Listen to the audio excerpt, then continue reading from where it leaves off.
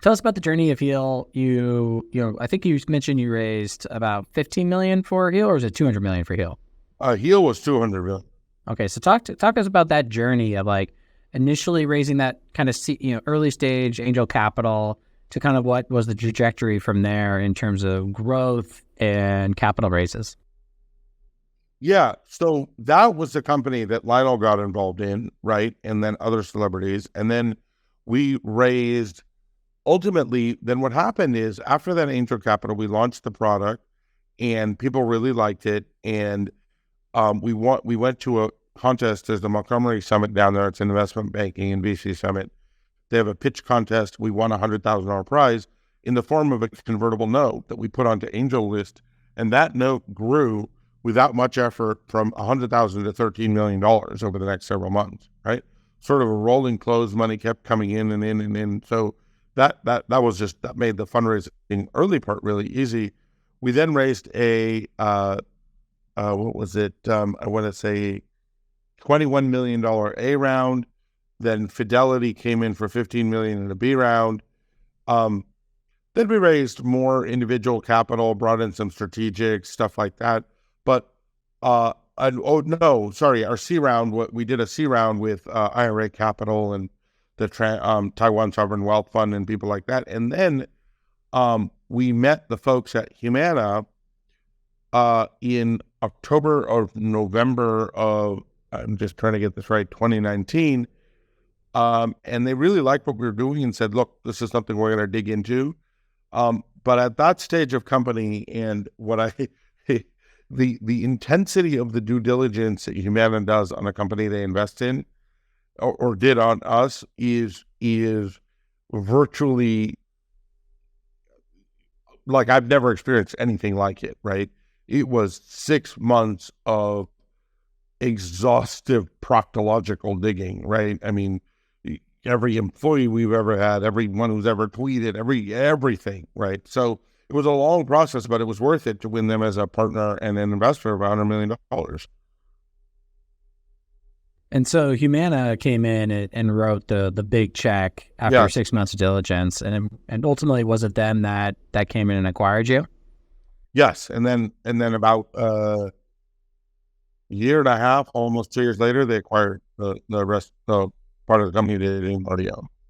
And so, how big was the company at that point? And what were some of the major milestones, if you can share them, that allowed you to raise so much so quickly and lead to a successful 9-figure outcome?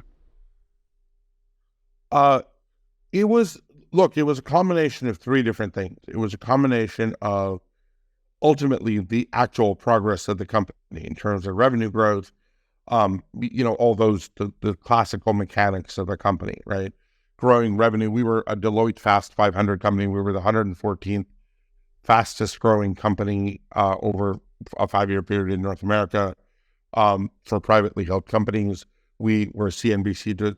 So that was one track. The second track was the fact that we had a really innovative product. Doing doctor house calls, in a way, sounds easy. You send doctor to the patient's house, and that is true, except it's also extremely difficult to make that work in the sense that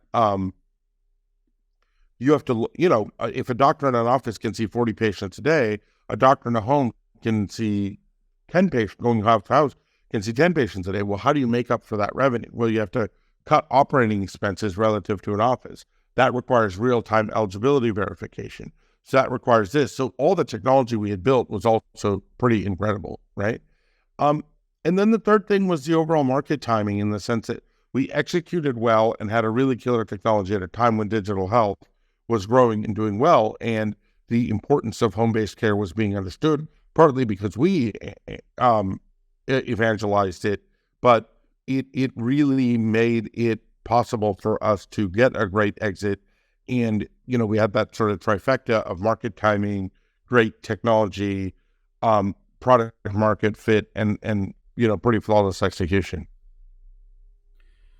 It sounds like you ran a tight ship and nailed market timing, and exiting in 2021 when things were hot and deals were happening. Sounded like it'd be it was a great outcome, but when most people have, big liquidity events, they, take time off, they, go and, kind of live up a little bit. But it seems like you went right back into it, into a very similar industry with Together by Renee.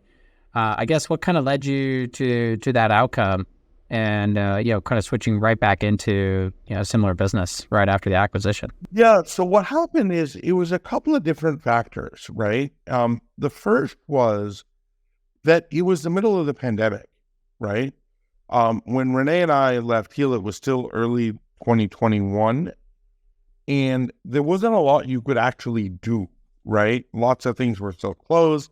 We had 3 young kids. I mean, now our daughter is 4.5, but so if I think back to then, she was like 2.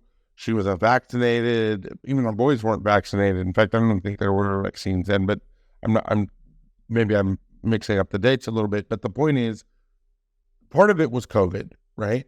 Part of it was when you sell a company at that price, you don't, and to a public company, it's like you get your money the next day, right? It's not like you get that check that people always imagine, oh, here's a check. It is much more that it takes time to actually get the payout. So the payout wasn't immediate. And then the third factor was the company we started, this company Together, is an app for aging people and caregivers. And between Renee and I, we are caregivers for aging parents, right? So we were sort of living this experience. It was in the middle of COVID and didn't have a lot to do. But funny enough, I was just talking to my wife yesterday, right? And we were saying that, if I look back, although this company has certainly, been a great ride so far. If I look back, I think to myself, I should have taken 3 months, even if it was just to sit at home and read and go to the beach near my house and COVID safe stuff and literally just sleep in and that kind of stuff. It may have been good because it took me. It's sort of the exhaustion of building Heal hit me not right after I left and I started this new company a month later and started raising money for it, but sort of 6-8 months later. And there was a couple months, I would say 2-3 months, maybe 4 months during the process of building this company where I was feeling it. And I know that I was operating at a solid, B, you know what I mean? But I wasn't operating at a normal A+ level from energy or intellect, if you will, that is critical to the success of a startup.